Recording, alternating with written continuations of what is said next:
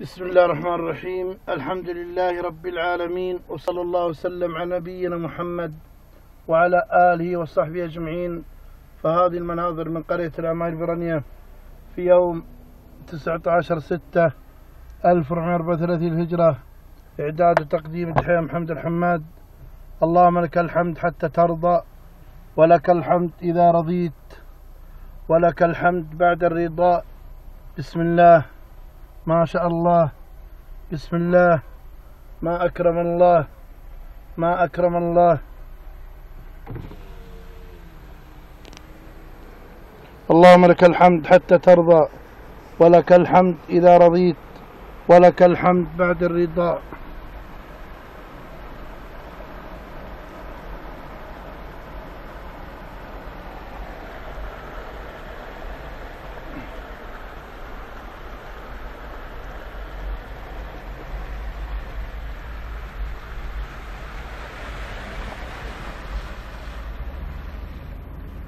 قال الله عز وجل: إن الله عنده علم الساعة وينزل الغيث ويعلم ما في الأرحام وما تدري نفس ماذا تكسب غدا وما تدري نفس بأي أرض تموت إن الله عليم خبير.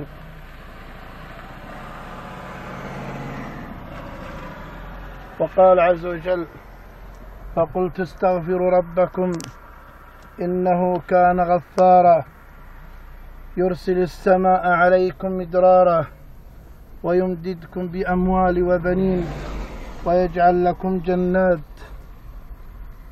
ويجعل لكم أنهارا. وقال عز وجل: إن الله عنده علم الساعة وينزل الغيث ويعلم ما في الأرحام.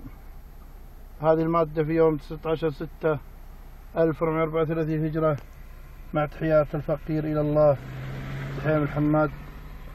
وقبل الختام أذكركم وأذكر نفسي بقول الرسول صلى الله عليه وسلم: كلمتان خفيفتان على اللسان ثقيلتان في الميزان حبيبتان إلى الرحمن، سبحان الله وبحمده، سبحان الله العظيم.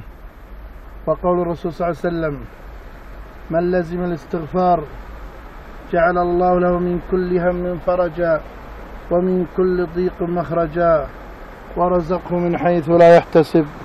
اللهم لك الحمد حتى ترضى، ولك الحمد إذا رضيت، ولك الحمد بعد الرضا.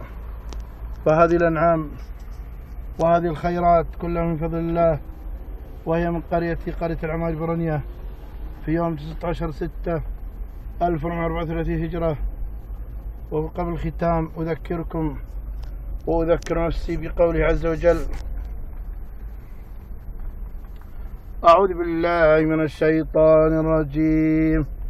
أنا صببنا الماء صبا ثم شققنا الأرض شقا فأنبتنا فيها حبا وعنبا وقضبا وزيتونا ونخلا وحدائق غلبا وفاكهة وأبا متاعا لكم ولأنعامكم. سجلت هذه المادة في يوم 19/6/1434 هجرة بالحماد برنيه، مع تحيات الفقير إلى الله دحيم الحماد.